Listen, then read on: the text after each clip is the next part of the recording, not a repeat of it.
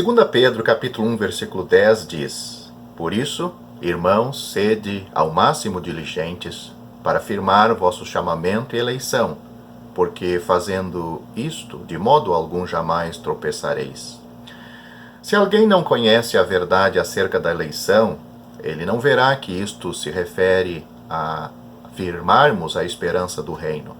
Aqui diz que a eleição e o chamamento de uma pessoa não estão necessariamente firmados. Isso significa que uma pessoa se tornará não salva novamente? Não significa isso. Porque Romanos capítulo 11 claramente nos diz que o chamamento de Deus é irrevogável. Romanos capítulo 11, versículo 29. Aqui não fala apenas sobre chamamento, mas também sobre eleição. Pedro colocou o chamamento e a eleição juntos. A Bíblia diz muitas vezes que muitos são chamados, mas poucos são escolhidos. Com exceção de um trecho sobre o qual não estou absolutamente certo, todos os outros lugares referem-se a muitos sendo salvos e poucos obtendo um galardão. Portanto, a eleição aqui se refere à posição no reino. Pedro disse: Porque, fazendo isto, de modo algum jamais tropeçareis. Isto são as coisas mencionadas nos versículos 5 a 7 deste capítulo, tais como fé, virtude, conhecimento, domínio próprio, perseverança, piedade e amor. Se fizermos essas coisas, jamais tropeçaremos. Isso é o mesmo que dizer que, se formos os mais diligentes, nosso chamamento e eleição serão firmados. Essas expressões são correspondentes. A primeira dessas expressões diz que devemos ser diligentes para firmar nosso chamamento e eleição. A segunda delas diz que, procedendo assim, jamais tropeçaremos.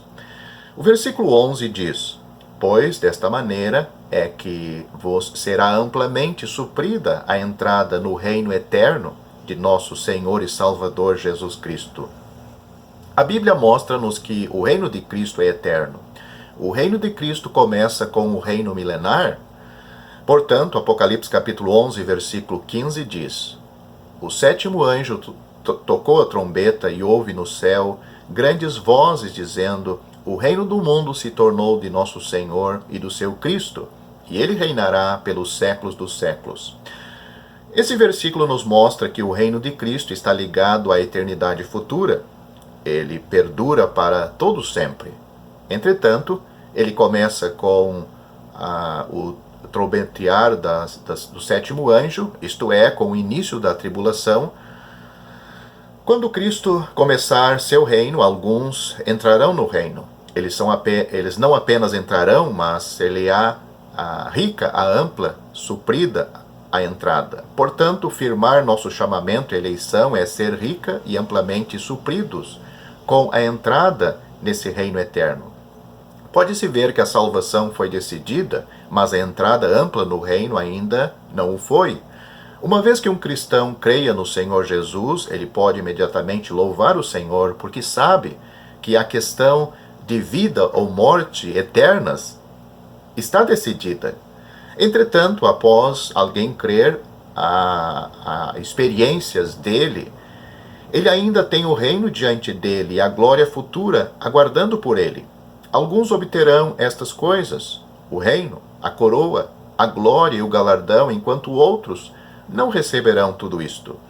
Alguns não apenas entrarão, como também serão rica e amplamente supridos com a entrada no reino de Cristo. Isto não significa que aqueles que não receberem tudo isto de forma ampla não sejam salvos, mas significa que serão retiradas a recompensa e a medida da glória deles. Portanto, precisamos correr e nos esforçar.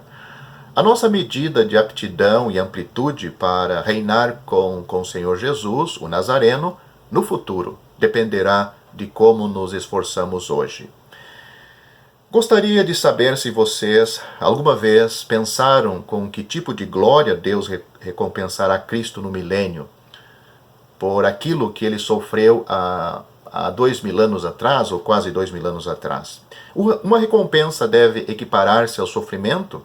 Se um homem for rebaixado à mais inferior posição, sua recompensa deverá ser a maior.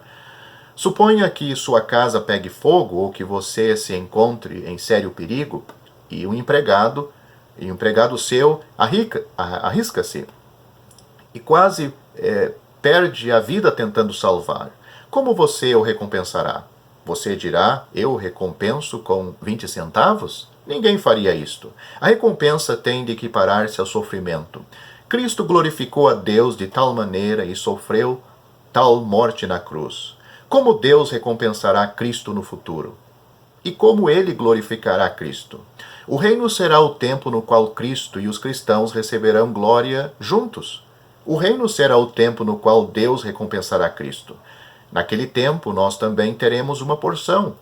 Se vamos ser achados dignos de receber a glória do Senhor de forma ampla, dependerá totalmente do resultado de nosso andar e trabalho pessoais hoje. Mas no reino, somente os que tiverem mérito receberão glória ampla. O Senhor sofreu perseguição, dificuldades e humilhação. Se hoje sofremos perseguição, dificuldades e humilhação, da mesma forma nós partilharemos uma porção ampla com Ele no reino vindouro. Se você gostou deste vídeo, deixe seu joinha, isso nos ajudará a divulgá-lo. Também não se esqueça de inscrever-se em nosso canal. Ative o sininho das notificações para que você receba os novos vídeos. Deixe seus comentários. Obrigado por assistir este vídeo.